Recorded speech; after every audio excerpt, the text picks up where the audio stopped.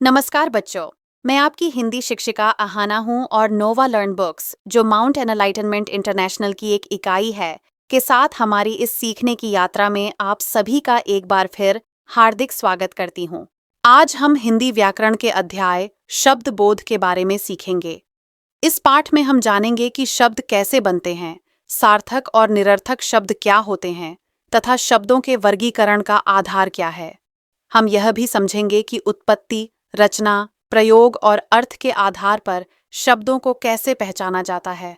यह अध्याय आपकी शब्द समझ, भाषा ज्ञान और अभिव्यक्ति क्षमता को और अधिक मजबूत बनाएगा। अध्याय 3 शब्द बोध। शब्द वर्णों के मेल से शब्द बनते हैं। वर्ण इस प्रकार मिलने चाहिए कि उनका कोई ना कोई अर्थ निकले, अर्थात वर्णों से मिलकर बने शब्द सार्थक होने चाहिए। कई बार बोलते समय हम सार्थक शब्दों के साथ साथ कुछ ऐसे शब्दों का भी प्रयोग करते हैं जिनका कोई अर्थ नहीं होता, जैसे चाय वाय। कहते हैं ना कई बार लाओ भाई चाय वाय दे दो, पान वान। यहाँ पर वाय व वान निरर्थक शब्द हैं, अर्थात इनका कोई अर्थ नहीं है। गे मैं ले आ गमला, बे आ दे ले बादल, ले रे के आ लड़का। वर्णों का ऐसा मेल जिसका कोई अर्थ निकले शब्द कहलाता है। शब्द का वर्गीकरण निम्न आधारों पर किया जाता है: उत्पत्ति के आधार पर, रचना के आधार पर, प्रयोग के आधार पर, अर्थ के आधार पर। उत्पत्ति मतलब कि वे शब्द कहाँ से आए, कहाँ से उनकी उत्पत्ति हुई। उत्पत्ति के आधार पर शब्द 5 प्रकार के होते हैं: तत्सम, तद्भव, देशज, विदेशी, संकर शब्द। तत्सम शब्द संस्कृत भाषा के ऐसे शब्द जो बिना किसी बदलाव के हिंदी भाषा में प्रयोग किए जाते हैं, तत्सम शब्द कहलाते हैं। जैसे कृपा, सर्प, वायु, रवि आदि। तद्भव शब्द संस्कृत भाषा के ऐसे शब्द जो कुछ बदलाव के बाद हिंदी भाषा में प्रयोग किए जाते हैं। मतलब कुछ शब्द तो ऐसे हैं संस्कृत भाषा के जो बिना किसी बदलाव के हिंदी में आ गए, तो उनको कहा गया तत्सम। कुछ का थोड़ा रूप चेंज हो गया तो उनको कहा गया तद्भव। जैसे माता, मातृ, दांत, दंत, सांप, सर्प, कान, कर्ण। कुछ तत्सम और तद्भव: रात्रि, रात, अग्नि, आग, दुग्ध, दूध, आम्र, आम, कर्ण, कान, कपोत, कबूतर, महिषी, भैंस, स्वर्ण, सोना, दंत, दांत, कलिका, कली। देशज शब्द ऐसे शब्द जो देश के विभिन्न क्षेत्रों तथा आम बोलचाल की भाषा से लिए गए हैं, देशज शब्द कहलाते हैं। जैसे इनका संस्कृत या अन्य भाषाओं से कोई संबंध नहीं है, मतलब ना तो ये संस्कृत से आए ना किसी और भाषा से, ये मतलब जो बोलचाल की भाषा थी उनसे आ गए हिंदी में। जैसे खिचड़ी, पेटी, जूता, पेट, गाड़ी, तसला, रोड़ा, रोटी, पगड़ी, पैसा, पटाखा, खिड़की आदि। विदेशी शब्द ऐसे शब्द जो दूसरे देशों की भाषाओं से हिंदी में आए हैं, विदेशी शब्द कहलाते हैं। जैसे अरबी भाषा से आए एहसान, ख़त्म, इरादा, इशारा, ईमान, किताब, जिला, हकीम, हलवाई, तहसील, बालिग, बुनियाद, मजहब, साफ। फारसी से आए हैं अगर, अमरूद, आसमान, आराम, आफत, आमदनी, कारीगर, कुर्ता, खुश, आईना, गंदा, गवाह, चलाक, जलेबी, जुकाम, दफ्तर, दर्जी, दवा, दरवाज़ा, दीवार, दलाल, बारिश, बुखार, बर्फ़ी, बरामदा, बेकार, मकान, मजदूर, साल, समोसा आदि। कुछ शब्द आए हैं तुर्की भाषा से: कैंची, तोप, दारोगा, बहादुर, लाश, चाकू, चिक, चेचक, चम्मच, काबू, कुली, बारूद आदि। कुछ आए चीनी भाषा से: चाय और लीची। जापानी साई रिक्शा शब्द। अंग्रेजी भाषा से तो बहुत सारे हैं: कॉलेज, अपील, अफसर, operation, engine, court, collector, copy, coat, cup, cake, जज, जंग, tyre, toffee, toast, train, drama, dress, doctor, chocolate, tax, nurse, purse, police, pen, plate, pencil, fees, boot, bus, school, माचिस, library, lamp, paper, paint, lorry, ward, boat, station, battery, brake, biscuit, blouse, motor, machine, suitcase आदि। पुर्तगाली भाषा से गिरजा, चाबी, अनानास, गमला, नीलाम, बाल्टी, पपीता, आलपिन, पादरी। रूसी रूबल, जार आदि।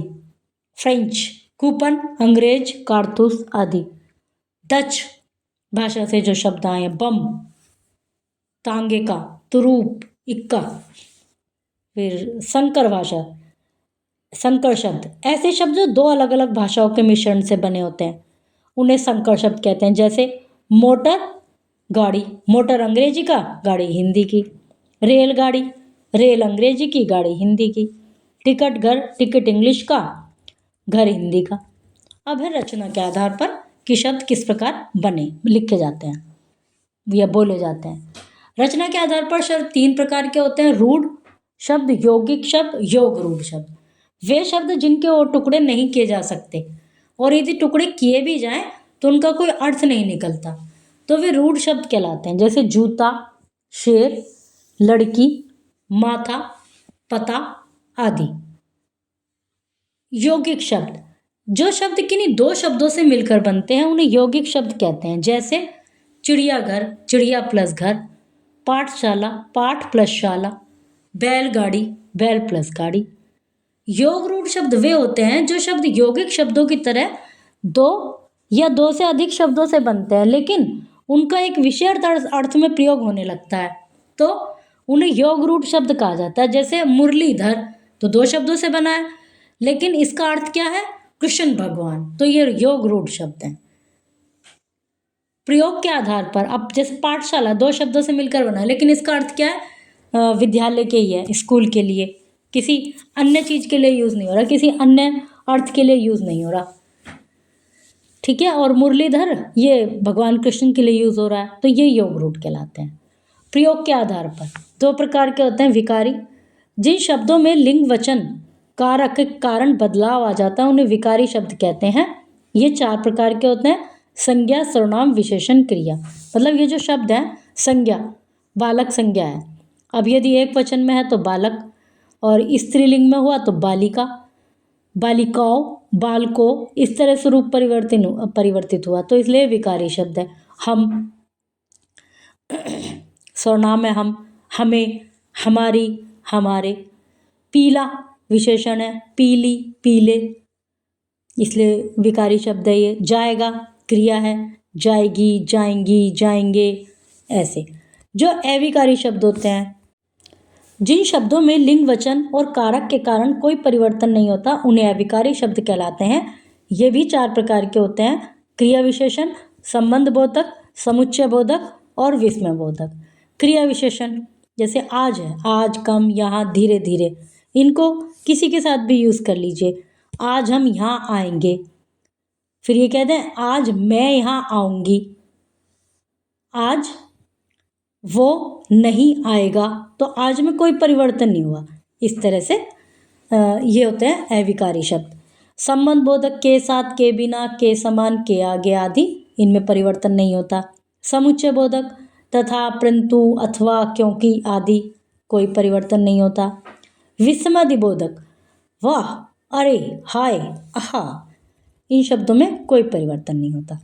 अब है अर्थ के आधार पर सार्थक शब्द, ऐसे शब्द जिनका कोई उचित अर्थ होता है सार्थक शब्द कहलाते हैं। जैसे मनुष्य, कमल, फल आदि। सार्थक शब्दों के चार भाग होते हैं: पर्यायवाची, वे शब्द जो समान अर्थ प्रकट करते हैं पर्यायवाची शब्द कहलाते हैं। जैसे चरण, पाँव, पद, पग, पाद, ये सब इसको ही कहते हैं पैर को ही, चरण को। विलोम शब्द जो उल्टा अर्थ देते हैं, जो शब्द एक दूसरे के विपरीत अर्थ दिखाते हैं, प्रकट करते हैं, उनको विलोम या विपरीतार्थक शब्द कहा जाता है, जैसे छोटा बड़ा, दिन रात, मान अपमान। एकार्थी शब्द, वे शब्द जो सदा एक ही अर्थ में प्रकट होते हैं, मतलब उनका कोई और अर्थ नहीं होता, एकार्थी शब्द कहलाते हैं, जैसे गमला, आसमान, आग, इनका कोई और अर्थ नहीं होता। अनेकार्थी शब्द, वे शब्द जो प्रयोग के कारण भिन्न भिन्न परिस्थितियों में भिन्न भिन्न अर्थ देते हैं, वे अनेकार्थी शब्द कहलाते हैं। जैसे कर का एग्जाम्पल दिया है। कर का मतलब टैक्स भी होता है, हाथ भी होता है, करना भी होता है, इस तरह से, तो कई अर्थ हो गए इसके। निरर्थक शब्द, ऐसे शब्द जिनका कोई अर्थ नहीं होता, निरर्थक शब्द कहलाते हैं, जैसे पेड़, वेड़, वाय, वाम आदि। वर्णों का ऐसा सार्थक समूह जिनका कोई अर्थ निकले शब्द कहलाता है। उत्पत्ति के आधार पर शब्द 5 प्रकार के होते हैं: तत्सम, तद्भव, देशज, विदेशी और संकर शब्द। रचना के आधार पर शब्द 3 प्रकार के होते हैं: रूढ़, यौगिक व योग रूढ़। प्रयोग के आधार पर शब्द 2 प्रकार के होते हैं: विकारी, अविकारी। अर्थ के आधार पर शब्द 2 प्रकार के होते हैं: सार्थक व निरर्थक शब्द। तो बच्चों, आइए ध्यान और उत्साह के साथ शब्दों की दुनिया को समझें। धन्यवाद और शुभ अध्ययन।